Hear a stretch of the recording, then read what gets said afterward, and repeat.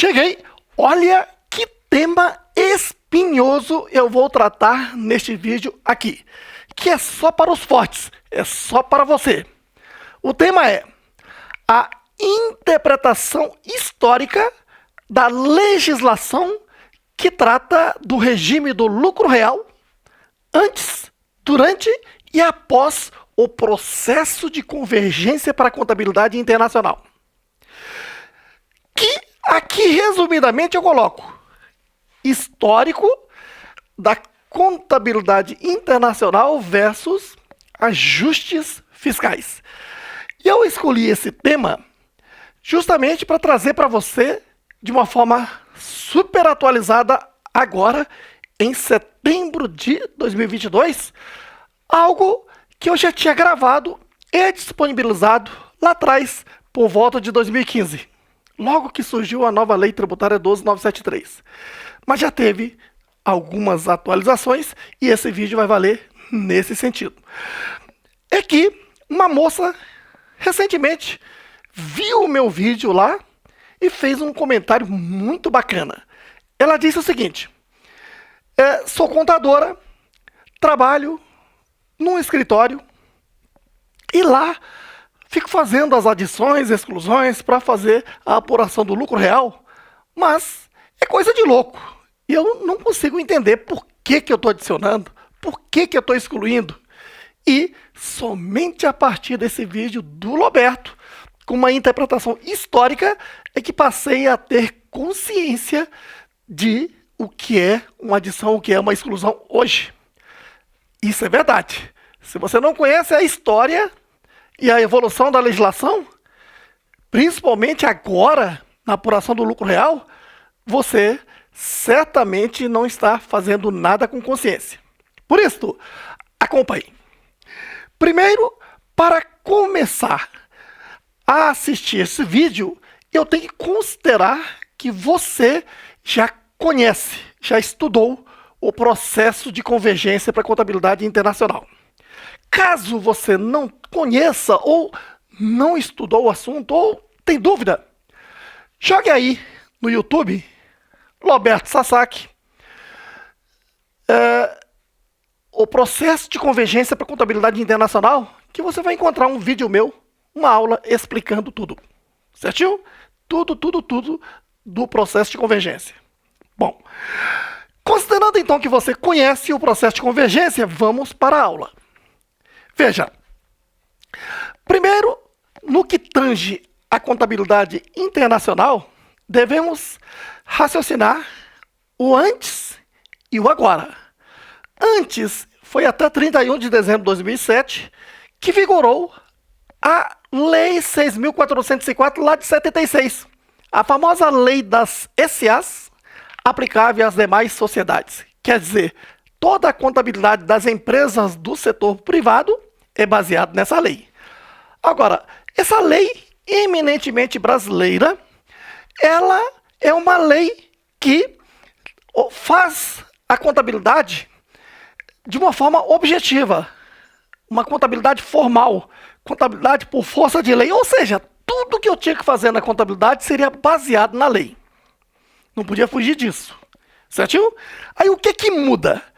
A partir de 1º de janeiro de 2008, nós convergimos para a contabilidade internacional e a contabilidade internacional, as normas IFRS que nós importamos, é uma contabilidade por princípios, ou seja, a primazia da essência sobre a forma legal.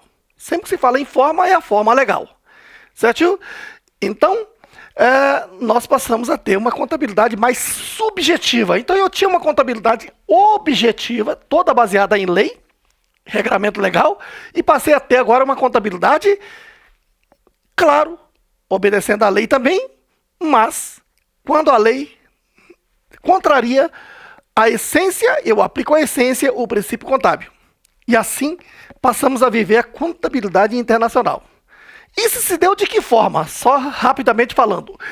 Veja, aquela Lei 6.404 de 76, ainda aqui, no dia 28 de dezembro de 2007, O projeto de lei 3741 lá de 2000 foi transformado na lei 11.638, que entrou em vigor a partir de 1º de janeiro de 2008. Essa lei alterou a lei 6.404 e permitiu que o Brasil convergisse para a contabilidade internacional, mesmo porque o Brasil assinou um acordo internacional de adotar a contabilidade da globalização, uma contabilidade única para o mundo adotar. Certinho? Muito bem. E aí, esse processo começou aqui no dia 1º de janeiro de 2008 e terminou em 31 de dezembro de 2010. E, claro, se lá no IFRS houver uma nova legislação, alguma mudança, nós temos que importá-la e adotar aqui. E assim vivemos a contabilidade internacional. Então, nós estamos vivendo hoje a plenitude da contabilidade internacional. Então, essa é a nossa contabilidade. Certinho? Daqui por diante, então, agora eu vou entrar no universo da legislação tributária. E aí, para a legislação tributária, eu considero 3 momentos. Veja, quando se fala em antes, durante e após, mas são datas um pouco diferentes da legislação contábil. Olha só, considero uma etapa aqui da legislação tributária até 31 de dezembro de 2007. Depois, a legislação tributária no momento que o Brasil está convergindo para a contabilidade internacional, que é um momento transitório, que foi do dia 1º de janeiro de 2008 até 31 de dezembro de 2014. Certinho? Foi um período transitório. Período que a Receita Federal estava tentando entender, aprender e verificar os efeitos da contabilidade internacional. E, a partir de 1º de janeiro de 2015, veio a nova lei tributária, que é a definitiva lei tributária. Certinho? Então, esses 3 momentos. Até 2007, de 2008 até 2014, segundo período, e a partir de 2015, o período definitivo. É isso que eu vou te mostrar passo a passo agora. Na interpretação o quê? Histórica. Acompanhe. Como era antes, então? É muito bom você fixar isto, porque isso vai ter repercussão aqui pela frente, tá bom? Até 31 de dezembro de 2007, as empresas faziam a contabilidade baseada na Lei 6.404. E aí, hoje, chamamos aquela contabilidade de contabilidade antiga, porque estamos vivendo a nova, que é a internacional. Certinho? Então, aquela antiga é a contabilidade eminentemente brasileira. Certinho? Muito bem. Então, baseado naquela contabilidade, então eu tenho a lei contábil, 6.404. Paralelamente, eu tenho a lei tributária, que era o regulamento do imposto de renda, decreto 3.000 de 99. Essa lei tributária, ela recepciona a contabilidade. Então, a contabilidade antiga se fazia no diário em razão papel. Ou seja, eu fazia lá no computador e imprimia, encadenava e autenticava na junta comercial. E tinha aqui, então, a contabilidade feita e guardada na empresa. Certinho? E aí, chega a legislação tributária e diz, olha, eu aceito essa contabilidade aí, recepciono essa contabilidade, mas alguns pontos eu não aceito. Aí eu tenho que fazer os ajustes fiscais correntes, aquelas adições, exclusões e compensações para encontrar o lucro real. Então eu pego o lucro contábil, que está aqui na contabilidade, baseado na Lei 6.404, e de acordo com o regulamento do Imposto de Renda, decreto 3.000 de 99, faço as adições, por exemplo, de despesas indedutíveis, exclusões, por exemplo, de receitas isentas, e compensações de prejuízos fiscais. Aí eu encontro o lucro real e calculo o imposto de renda. Mas isso onde? No livro fiscal chamado LALUR, que era também um livro papel que a empresa escriturava e guardava. Certinho? Muito bem. Só abrindo um parênteses, para você ver que coincidências vão ocorrer. Aqui no dia 27 de janeiro de 2007, quer dizer, lá atrás, a Receita Federal mandou publicar uma instrução, o governo mandou publicar um decreto 6.022, dizendo, olha, esse negócio de a empresa fazer a contabilidade no papel e guardar, fazer a apuração do lucro real, o imposto de renda no LALU e guardar o livro, é coisa do passado. Porque eu sinto tanta saudade desse contribuinte que não dá para ficar tão distante. Eu quero me aproximar desse contribuinte. E aí, então, aquele decreto 6.022, do dia 27 de janeiro de 2007, criou o SPED, Sistema Público de Escrituração Digital, que vai entrar em vigor lá no futuro. Já já eu te digo a data. E aí, então, ele trouxe duas alicerces. Esse SPED, na verdade, é um programa, um software, um grande software da Receita Federal, onde as empresas vão passar a fazer essa contabilidade e não precisar mais imprimir. Vai transmitir para a Receita Federal, chamado SPED Contábil, ou SCD, Escrituração Contábil Digital. Certo? E esse LALU aqui vai acabar.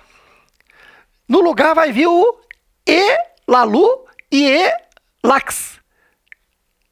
O LALU antigo era para calcular tanto imposto de renda como contribuição social no papel. Agora, no digital, eu tenho o E-LALU para calcular o imposto de renda e o E-LAX para calcular a contribuição social sobre o lucro e transmitir para a Receita Federal no módulo chamado ECF, Escrituração Contábil Fiscal. E assim, acaba a declaração do imposto de renda. Mas quando que tudo isso começa? Então, começa aqui em 2008, o governo quis testar o SPED contábil e escolheu 69 empresas, principalmente empresa pública, que aceitou passar pelo piloto e teve, então, o SPED contábil para essas 69 empresas.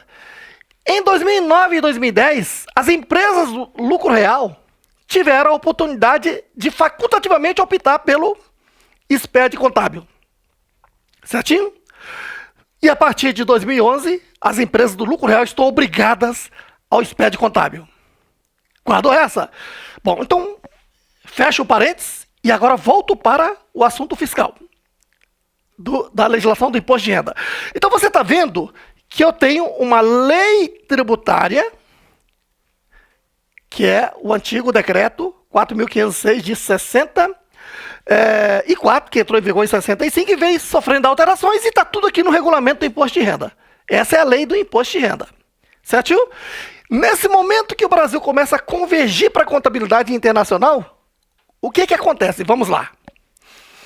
Primeiro, nesse momento que o Brasil converge para a contabilidade internacional, começam a surgir as chamadas normas CPCs, que é pegar as normas IFRS, importá-la para o Brasil, traduzi-la para o português, adaptar aqui e lançar como sendo CPC 01, que trata do impairment, CPC 03, que trata da demonstração de fluxo de caixa, CPC 06, que trata de leasing, CPC 12, que trata de ajuste a valor presente, enfim, vários CPCs. E aí os órgãos reguladores, que fez um convênio com o CPC, adota esses CPCs e o Conselho Federal de Contabilidade é um dos órgãos que adota e transforma o CPC 01, por exemplo, em norma brasileira de contabilidade TG 01. O mesmo número sempre. Certo? Bom, então, agora sim eu estou fazendo uma contabilidade internacional aqui no Brasil. E diversos critérios que não existiam na nossa contabilidade passaram a existir. Por exemplo, CPC 28, que trata da propriedade para investimento. Olha só o raciocínio.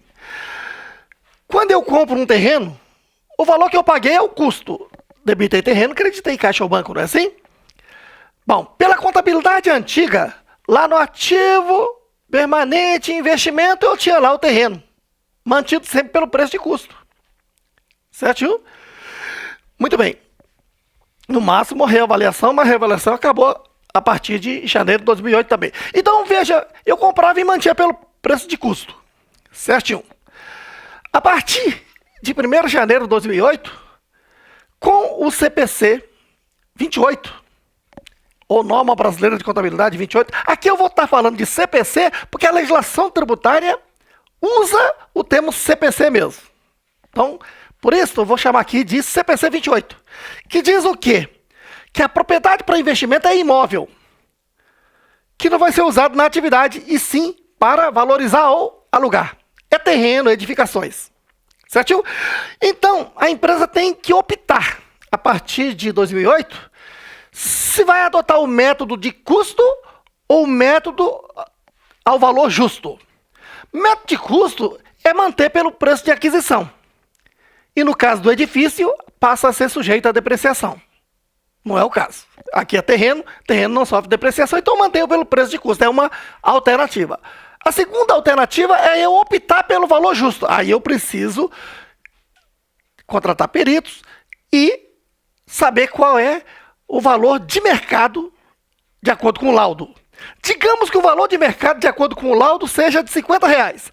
Aí eu debito aqui terrenos R$40, lançamento 1, e credito aqui fora. Aqui está o balanço patrimonial, ativo, passivo, patrimônio líquido, para você se situar. Fora numa conta de receita chamada ganho por avaliação a valor justo. É uma receita mesmo. Certinho? E aí o que acontece?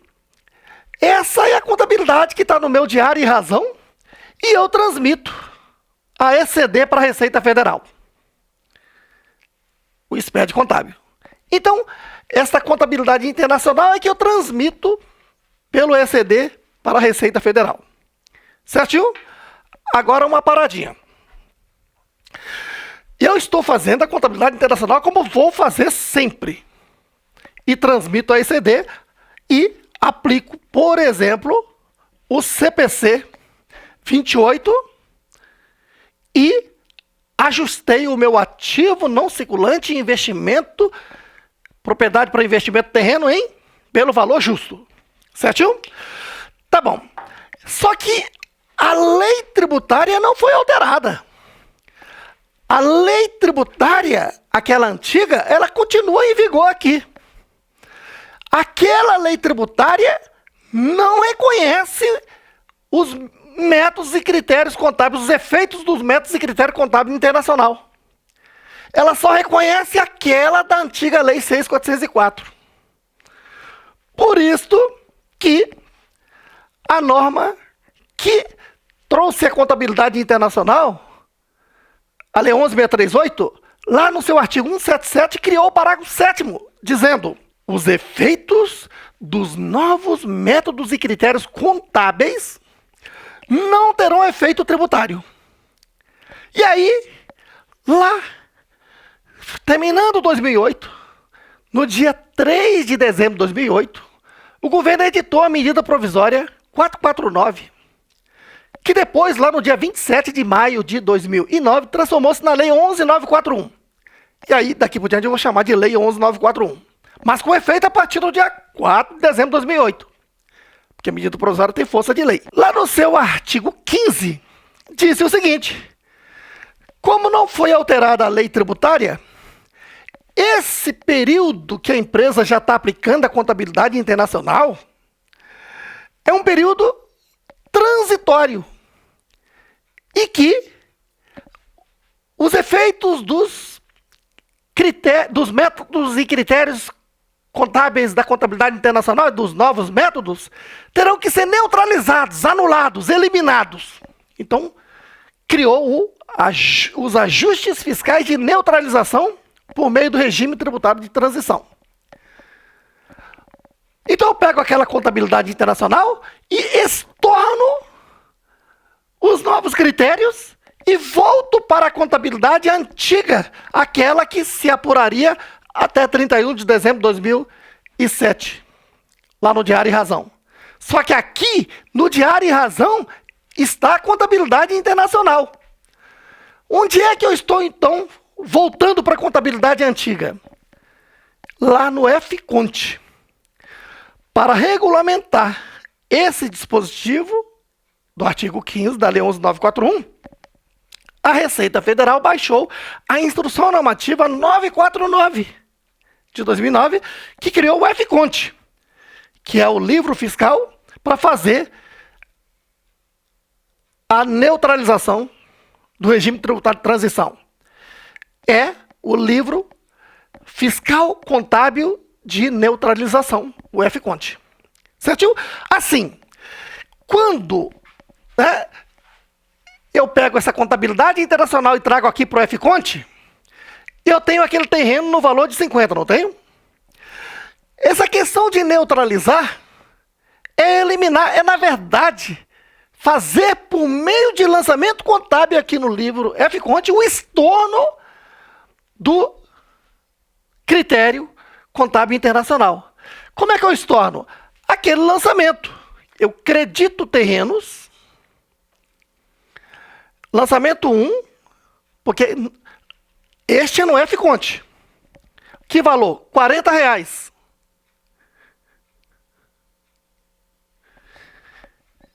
E debito R$40 em ganho por ajuste a valor justo e elimino essa receita aqui no FCONT.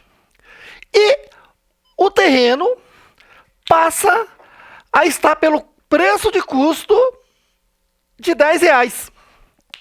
Então veja que eu passo a ter duas contabilidades. A oficial, que é a internacional, que apresenta terreno por R$50 e foi transmitido pelo SPED Contábil ECD. E num outro livro fiscal, que é o FCONT, eu peguei essa contabilidade e neutralizei o efeito da contabilidade internacional e voltei para o que seria a contabilidade antiga. Porque o regulamento do imposto de renda só reconhece a contabilidade antiga. Está entendendo? Pronto. Encontrado a contabilidade antiga, então eu tenho a demonstração do resultado do exercício, o balanço, etc., na forma que seria pela antiga Lei 6.404. Agora sim, eu vou aplicar o regulamento do imposto de renda e fazer os ajustes fiscais correntes. Correntes no sentido de normal. Então, aqui está. Apuração do IRPJ e CSL. Eu aplico o regulamento do imposto de renda 99, antigo, que está em vigor ainda, já que a lei tributária não foi alterada. Porque o parágrafo 1º do artigo 15 da Lei 11.941 está dizendo que eu vou fazer esse RTT, essa neutralização, até quando? Até que surja uma nova lei tributária. Enquanto não surge, eu vou fazer o RTT para saber qual é o lucro antes do imposto de renda e da contribuição social sobre o lucro líquido, para aplicar os ajustes fiscais correntes previstos aqui no regulamento do imposto de renda. Só que nessas alturas, já temos o SPED fiscal, que é fazer o cálculo do imposto de renda lá no ELALU e o cálculo da contribuição social sobre o lucro líquido no ELAX e transmitir na ECF. ECD eu transmito até 31 de maio do ano seguinte, para a Receita Federal, e a ECF eu transmito até 31 de julho do ano seguinte para a Receita Federal. Certinho? Então, não confunda, a lei tributária não foi alterada. O que está tendo de novidade aqui é uma obrigação acessória que, por acaso, coincidiu com o período que entrou em vigor a contabilidade internacional. Certinho? Muito bem. E aí, então, prosseguindo, veja que esse processo de fazer a contabilidade internacional e, antes de apurar o imposto de renda, eu ter que preencher o FCONT e transmitir para a Receita Federal num novo livro fiscal, eliminando, neutralizando os efeitos dos novos critérios contábeis para voltar à contabilidade antiga para poder fazer os ajustes fiscais que o regulamento do imposto de renda aceita e transmite pela ICF. Isto é até quando? Até que surge a nova lei tributária.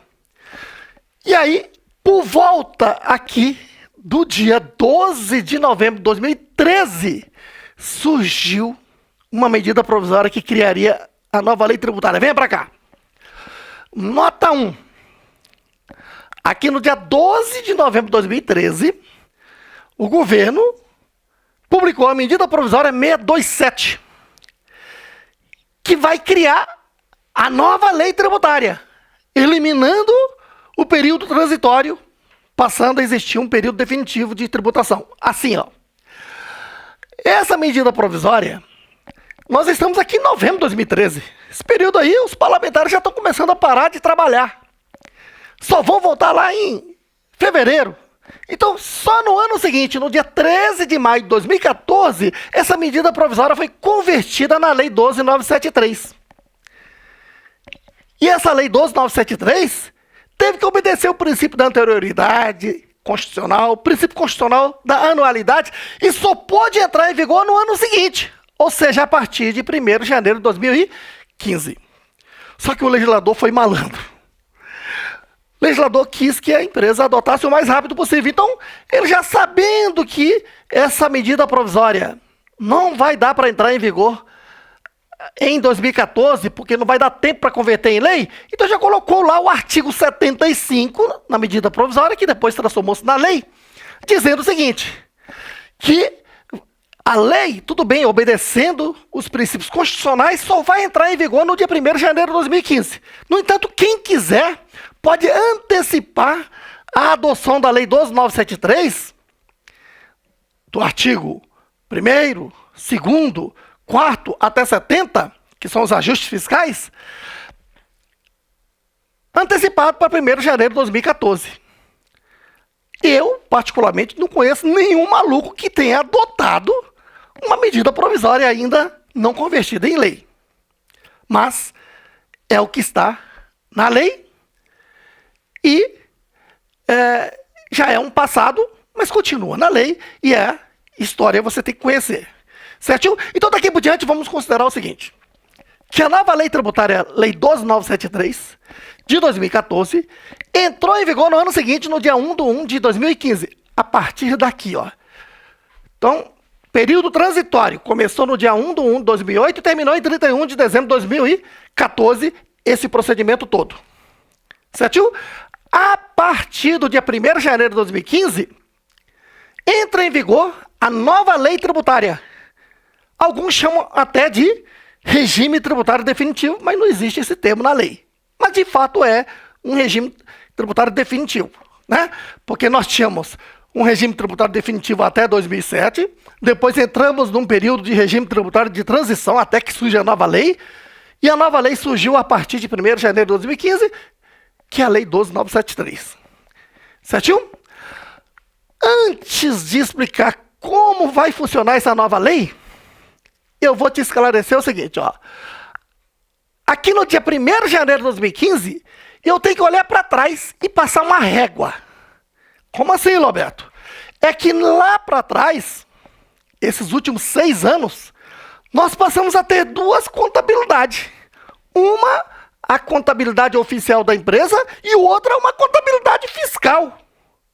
Eu tenho uma nova demonstração de resultado, um balanço fiscal que é um balanço que neutralizou, eliminou os efeitos da contabilidade internacional, voltando para a contabilidade que se apuraria pela Lei 6.404 até 31 de 12 de 2007. Quer dizer, eu tenho 2 contabilidades. A contabilidade da empresa e a fiscal. Certinho? A societária e a fiscal. O que eu faço? Então o legislador está dizendo, eu quero passar uma régua. Da posição de 31 de 12 de 2014. Assim, a partir de 1 de 2015, no dia 1º de janeiro de 2015, eu já tenho que fazer o seguinte. Claro, aí eu tenho que saber se eu estou no lucro real trimestral, aí seria 1º de janeiro de 2015, mas eu tenho até 31 de março de 2015. Certinho? E se eu estou no lucro real anual com antecipação mensal, eu tenho até 31 de janeiro de 2015 para adotar esse procedimento que eu vou explicar aqui agora. O legislador está dizendo o seguinte, ó, que nessa data aqui eu tenho que adotar subcontas de adoção inicial. Do contrário, eu tenho que oferecer a tributação. Esclareço isso já já. Então tá aqui, ó. Adoção inicial da Lei 12.973. Se é para passar uma régua, ele está dizendo o seguinte, ó. Lá no balanço patrimonial da empresa, pela contabilidade societária, que foi transmitido na ECD, quanto é que eu tenho? Eu estou colocando balanço, mas eu tenho que olhar conta por conta. Então, o que eu tenho lá no ativo? Terreno de 50, não é isso? Está aqui. É isso aqui que foi transmitido pela ECD e a contabilidade da empresa. Certinho? Só que lá no F-Conte, eu tenho um balanço que tem a conta terreno no valor de 10. Porque foi neutralizado o efeito da contabilidade internacional. Então, menos o valor pelo F-Conte, existe uma diferença RTT. Uma diferença do efeito da contabilidade internacional. Tem que fazer isso de todos os anos anteriores? Não, só da posição 31 de dezembro de 2014. Pego essa diferença e vou lançá-la numa subconta distinta de adoção inicial diferença RTT. Já já eu falo do livro, mas olha só, funciona assim. Eu vou lá no balanço patrimonial do dia 1/1 de 2015. Certinho? Veja. Qual é o saldo dessa conta? Como isso aqui é da contabilidade da empresa, tá certo? O terreno está pelo valor de 50. Certinho? Lá na ECD. E essa diferença RTT, eu tenho que transferir para uma conta, para uma outra conta. Então, credito aqui terrenos. Certinho? Eu estou aqui no dia 1/1 de 2015, lançamento número 1 dessa data. E debito uma conta chamada subconta de adoção inicial da Lei 12.973, diferença RTT. E assim, eu puxo o saldo, a conta terreno se apresenta pelo preço de custo de 10. O fisco quer que essa diferença seja controlada numa conta à parte. Certinho? Para você entender melhor isto, acompanhe. Eu coloquei um asterisco, venha para cá. Lá no plano de contas, em 31 de dezembro de 2014, eu tenho lá, por exemplo, codificando aqui, código 1, ativo.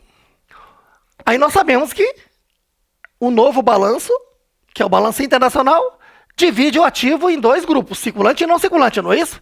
Então tá lá, 1.1 circulante, 1.2 não circulante. Como eu não tenho contas do circulante, então já vou direto para 1.2, tá bom? Aí nos não circulante eu tenho 4 subgrupos, realizável a longo prazo, investimento, imobilizado e intangível. Vamos só ao que interessa. 1.2.1 realizável a longo prazo, 1.2.2 investimento. 1.2.201 terreno 50. Essa é a posição de 31 de dezembro de 2014. R$50 o terreno. Certinho? Bom, então essa é a posição que foi encontrada. Mas aí o legislador está dizendo, ó, isso em 31 de 12 de 2014. Aqui no dia 1/1 de 2015, você tem que abrir subcontas de adoção inicial, que é fazer o lançamento transferido para uma subconta que o fisco quer enxergá-lo sempre. E aí, para você entender melhor como isso aconteceu, porque aí vem aquela história. A legislação fiscal ou legislação tributária não deve interferir na legislação societária e legislação contábil.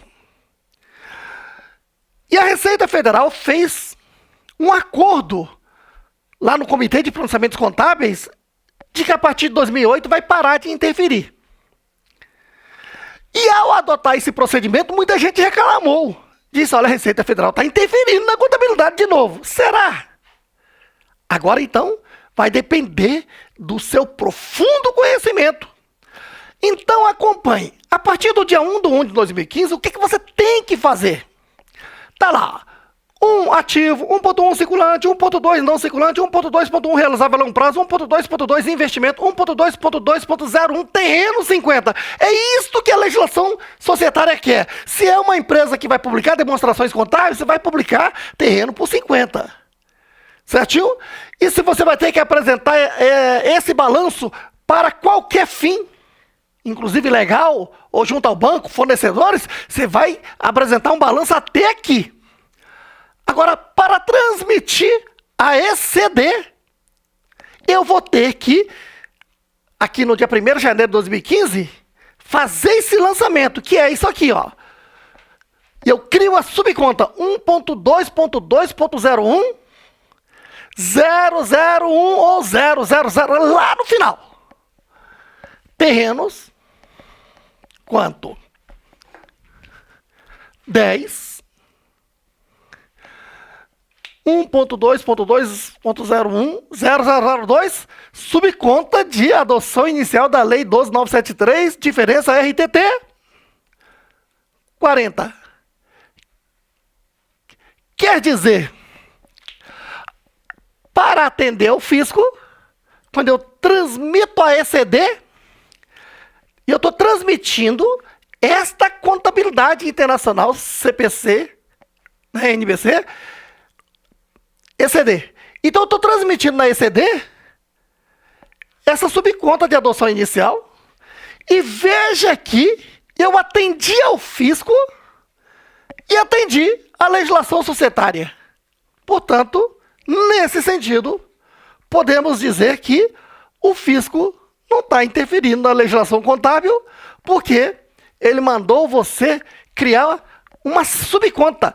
Aí você tem que entender o seguinte, nós contadores sabemos que existem contas sintéticas e contas analíticas.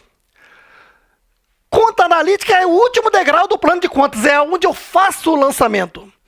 Então o fisco está dizendo, ó, lá no fundo do poço, na última conta, na conta analítica, eu quero que você desmembre em subconta de adoção inicial e mostre que o que existe aqui em 31 de dezembro de 2014, ela fique desmembrado e assim é que se faz. Certinho? Mas para fim societário, eu não preciso publicar ou levantar o balanço com as subcontas. Eu posso usar as contas sintéticas daqui para cima. Os totalizadores, os grupamentos. Certinho aí? Pronto. Agora sim. Esse é o primeiro procedimento aqui no dia 1 de 2015. Certo? Como estamos em 2022, talvez muita gente não conheça essa história. Porque, veja, até quando que essa subconta vai existir na contabilidade de uma empresa? Enquanto existir o terreno.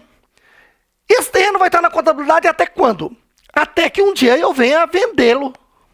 Quando é que eu vou vender? Pode ser amanhã, daqui um mês, daqui um ano, daqui 20 anos, daqui 50 anos, daqui 100 anos, daqui 200 anos. Até lá, eu terei que apresentar a subconta distinta. Certinho? Agora tem um detalhe. Eu tenho a opção de criar a subconta ou, de acordo com a lei, eu tenho que oferecer a tributação. Ou seja, se eu não quero criar subconta, o legislador está dizendo que eu tenho que ir lá no ELALU e ELACIX e adicionar essa diferença RTT, R$40, e oferecer a tributação.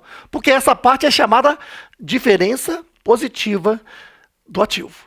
Certo? Porque se você analisar, veja, se eu tenho na contabilidade terreno de R$50, tá certo? Lá, mas foi por quanto adquirido?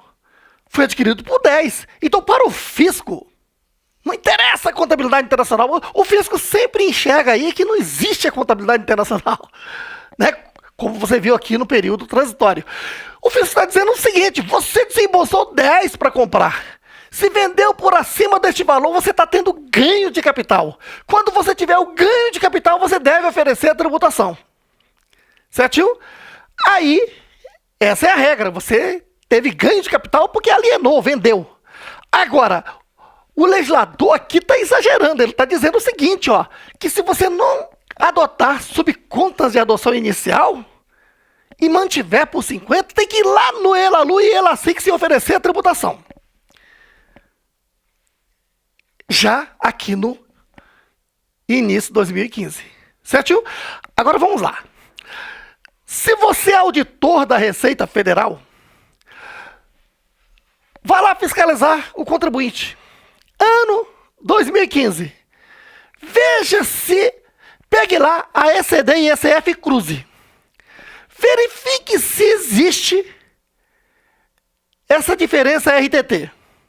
E verifique se a empresa adotou a subconta. Vamos supor que não adotou. E verifique lá no ELALU e ELACIX, ou ELAX, se a empresa adicionou esse valor. Não adicionou. Pau no contribuinte. Você tem que multar esse contribuinte porque ele nem adotou a subconta e nem ofereceu a tributação. Certinho? Agora, do outro lado. Digamos que você é tributarista, advogado tributarista. O que você vai analisar? Você tem que ter um olhar que vai além do olhar da contabilidade. Você tem que entender o seguinte, ó.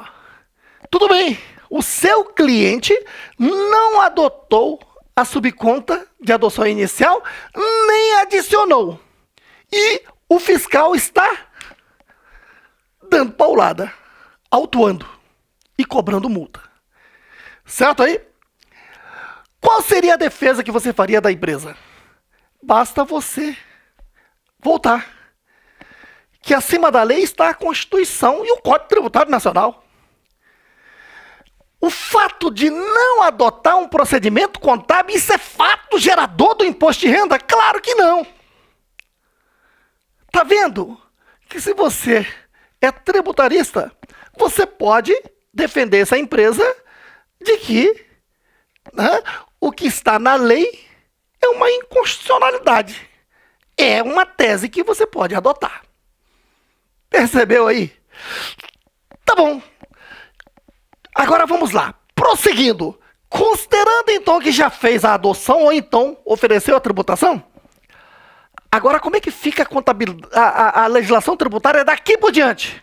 Porque a empresa depois... Ah, tá. Nesse momento aqui que adotou a subconta, a empresa tem que preencher o chamado livro Z, que é o razão auxiliar de subcontas.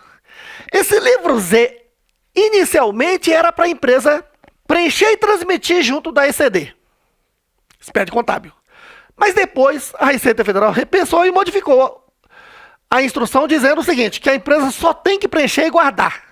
Se um dia, em qualquer época, um auditor da Receita Federal estiver fiscalizando a empresa e tiver dúvida, ele pode solicitar esse livro Z para ver os detalhes. Certo? E nessa oportunidade a empresa vai ter que assinar digitalmente e transmitir para a Receita Federal num prazo de até 25 dias. Tá bom. Então, encerrado o assunto. A partir de 1 de 1 de 2015, passou a vigorar a nova lei tributária ou a lei tributária definitiva. Fiz a adoção da subconta, ou então oferecer a tributação, e agora a vida aqui continua. Como é que funciona?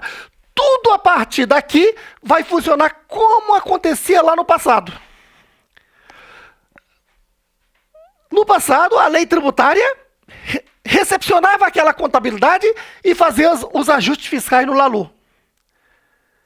Certo aí? Como é que isso funciona, Roberto? Essa questão de ajuste fiscal funciona da seguinte forma. Vamos fazer uma analogia. Digamos que, num domingo à tarde, o Roberto aqui convidou a namorada para almoçar na casa dele. E a namorada disse, não, mas vou ter que levar minha mãe. Falei, tá bom. O Roberto recepciona todas. A mãe e a filha. Quer dizer, a sogra e a filha. Para almoçar na sua casa. Então, o que eu quero dizer é que a lei tributária recepciona aquela contabilidade integralmente. Uma coisa é recepcionar, outra coisa é admitir. Voltando ao Roberto. O Roberto recepcionou a mãe e a filha, mas não admite a sogra. E já programou tudo. O almoço é às 14 horas e a sogra tem meia hora para almoçar. E quando dá 14h30, o Roberto chama a sogra lá para a porta dos fundos, abre a porta e diz, já tem um Uber para levar lá. E a expurga. Ou seja, elimina. Conclusão, na casa do Roberto, o lucro real é a filha. E a sogra foi eliminada. O regulamento do imposto de renda, deixando brincadeira à parte, voltando à seriedade, o regulamento do imposto de renda, a legislação tributária é exatamente isso. Ela recepciona a contabilidade da forma que foi feita e aquela parte que ela não admite, ela sinaliza expressamente, por escrito. E você tem que, então, fazer os ajustes fiscais de eliminação. Se é uma despesa que entrou subtraindo e ela é indedutível, eu adiciono. Se é uma receita que entrou somando e é isenta, eu excluo. E tendo direito à compensação de prejuízos fiscais, eu compenso. E aí encontro o quê? O lucro real e calculo o imposto de renda. Isto era lá no passado e agora passou a ser novamente. Ó.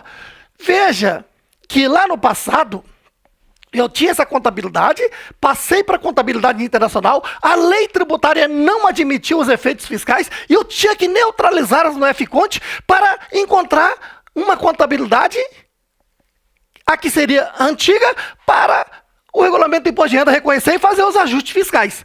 Agora, eu iniciei, a partir de 2015, abrindo aqui a subconta de adoção inicial, então oferecendo a tributação. Agora a vida que segue. Faça a contabilidade internacional aplicando todos os CPCs e transmitam a ECD. É essa contabilidade que a nova Lei Tributária 12.973 recepciona para a apuração do IRPJ e CSL.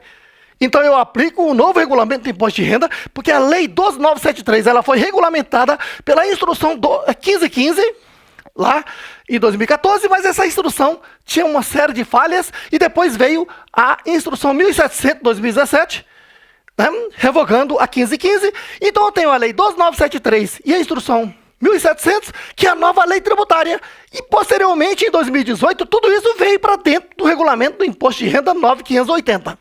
Então eu faço os ajustes fiscais de adições, exclusões e compensações correntes, primeiro recepcionando toda aquela contabilidade internacional e faço esses ajustes fiscais no ELALU para imposto de renda, ELACIX para contribuição social sobre lucro líquido e transmito a ECD à Receita Federal.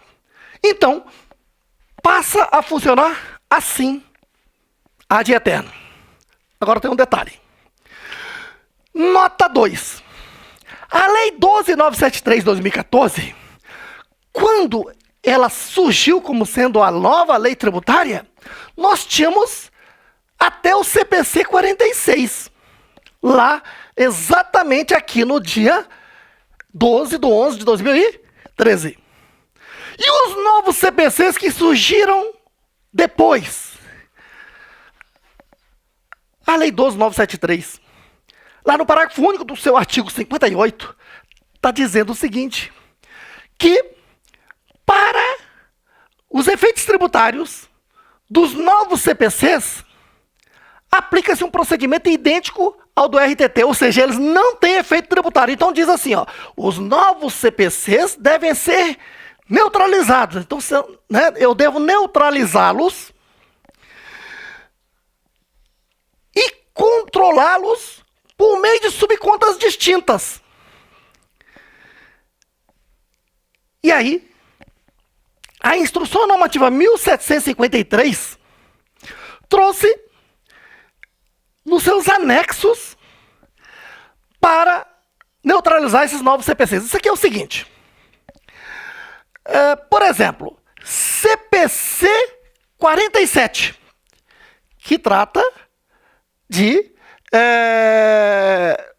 contrato de receita com clientes. Enfim, é o novo CPC das receitas, não é isso? Só que antes nós tínhamos o CPC 30, que foi jogado para dentro do CPC 47, e o CPC 47 é mais do que isso. O que eu tenho que fazer? Do CPC 47, aquilo que se refere a CPC 30 não é novidade. Então, eu vou aplicar a Lei 12.973 normalmente. Fazer ajuste fiscal no ELALU e ELACSIX. Tá certo? Agora, as novidades são quais?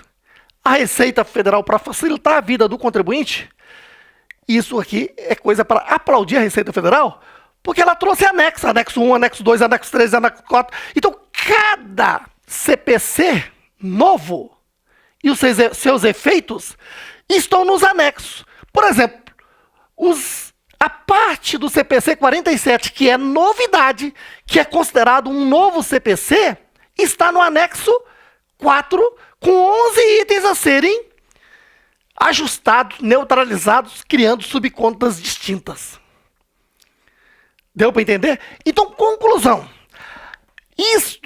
A Lei 12.973, lá no artigo 58, diz que é um procedimento que deve ser adotado até que a Lei 12.973 seja alterada, reconhecendo esses novos CPCs, como se fez a partir de 2015. De forma que daqui por diante você tem que estar muito atento ao quê? Ou você faz isso aqui, a Lei 12.973, até o artigo 70, do 1º ao 70, ele trata dos ajustes fiscais de adições, exclusões, compensações. Ela foi regulamentada pela Instrução 1.700, 2017. Se tudo isso aqui está no regulamento do imposto de renda, então você vai aplicar o regulamento do imposto de renda. Tá ok? E mais ainda, para facilitar esses ajustes fiscais aqui, a Receita Federal baixou a Instrução Normativa 1881 lá em 2019, dizendo lá no seu anexo 1 quais são as adições. Lá no anexo 2 quais são as exclusões. Quer dizer, diante de todo esse emaranhado, a Receita Federal faz um trabalho maravilhoso, dizendo lá na sua Instrução Normativa 1881 de 2019, anexo 1, quais são as adições? Anexo 2, quais são as exclusões? Falando assim parece que é fácil. Quando você vai ler, você fala, bom, onde é que está tudo isso? Porque o texto é realmente complexo e traz diversas dificuldades de interpretação. Por isso é que você tem que fazer um curso. Já já eu falo sobre o curso. Olha só, esses ajustes fiscais, então, que vai fazer no ELALU e ELACIX, já tem uma Instrução Normativa, a 1881, que diz quais são as adições, quais são as exclusões, tá ok? Chamados ajustes fiscais regulares. Agora, os ajustes fiscais dos novos CPCs, primeiro, eu tenho que criar subcontas distintas. Segundo, para saber quais são eles, eu tenho que verificar lá na Instrução 1753 os anexos que tratam das novidades. Como eu citei, anexo 4 da Instrução 1753 trata de 11 ajustes a serem feitos referentes ao CPC 47. Certo? Então, você está vendo que não foi dada uma aula sobre o lucro real. Foi dado, sim, uma aula de interpretação histórica ao longo do tempo, da evolução da lei. Certo? Resumindo, o que você tem que guardar? Para a contabilidade, nós tínhamos uma contabilidade brasileira até 2007, que era uma contabilidade objetiva. Tudo que eu tinha que fazer de acordo com a Lei 6.404. A partir de 2008, o Brasil convergiu para a contabilidade internacional e as normas IFRS, que são importadas aqui pelo Comitê de Pronunciamentos Contábeis, são transformadas em norma técnica CPC 01. Hoje nós temos 50 CPCs. Certinho? E, então, esses CPCs têm que ser adotados na contabilidade sempre aqui no Brasil. No campo fiscal, aí nós temos 3 períodos a considerar. Como era antes do processo de convergência contábil internacional e os 2 períodos já no processo da convergência internacional, que é o período transitório, que foi de 2008 a 2014, onde eu tive que fazer o RTT, tendo aqui 2 contabilidades. Uma, a oficial da empresa, e outra, a tributária aqui no FConte. Essa contabilidade é que era o ponto de partida para aplicar a lei tributária.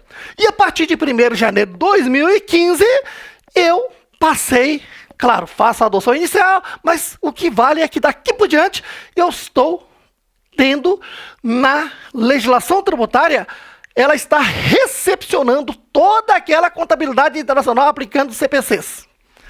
Certinho? E aquilo que ela não concorda, ela manda fazer ajustes fiscais correntes lá no ELALU e LACIX, ou ELAX, tá certo?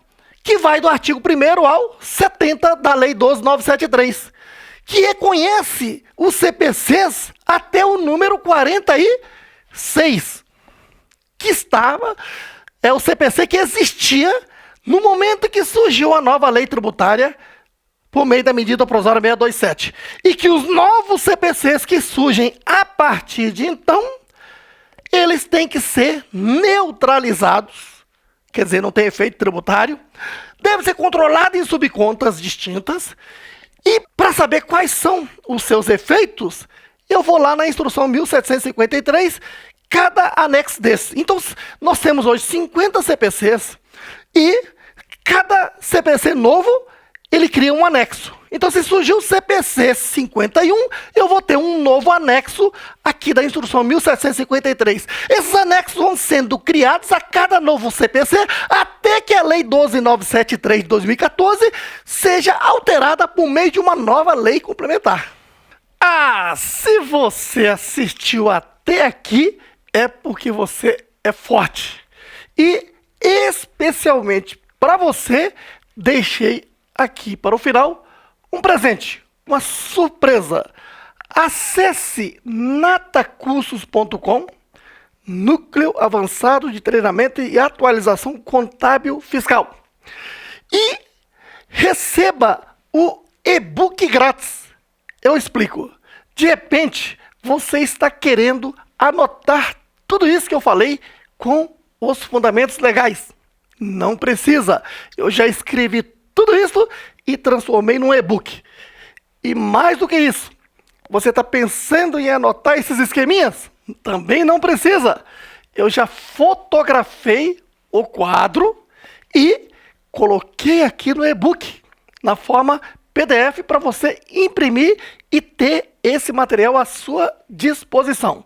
Mais um ponto importante é que, ao entrar aqui no natacursos.com, faça o seu cadastro e você vai receber gratuitamente um mini curso de lucro real super atualizado, que vai lá do zero até um ponto muito interessante. Certinho? Você já vai ter uma visão muito geral sobre o lucro real.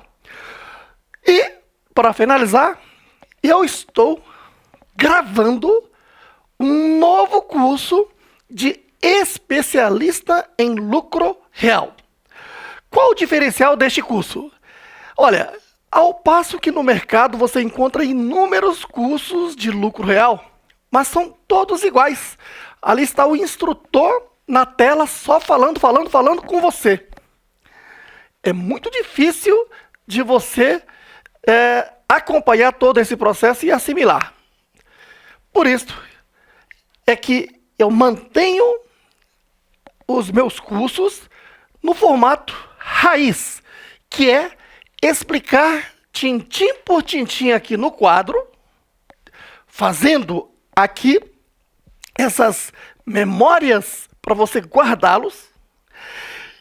E mais ainda, o curso, além das videoaulas, com treinamentos, que você tem que fazer exercício para fixar, vai um material apostilado, com toda a teoria e os exercícios para você resolvê-los. E uma segunda apostila, que são as fotos do quadro. Qual a vantagem disso? É que você terá a comodidade simplesmente de ligar a tela, o vídeo, assistir acompanhando com as fotos do quadro, para você não ter que anotar mais nada. O único trabalho que você terá é de, num dado momento, eu peço para que você suspenda o vídeo, faça o exercício e retorne ao vídeo e acompanhe a correção.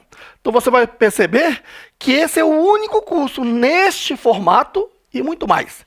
Esse é o curso mais completo e que teve a preocupação do didático pedagógico, que é fazer com que você entenda como se estivesse numa sala de aula, o passo a passo, sabendo que certo assunto não pode ser falado antes de você ter uma base. Então eu vou te preparando para chegar aos assuntos mais complexos e dessa forma você terá aqui à sua disposição um curso que de fato ensina o procedimento, todos os procedimentos da legislação mais complexas do imposto de renda, que é o do lucro real. Certinho?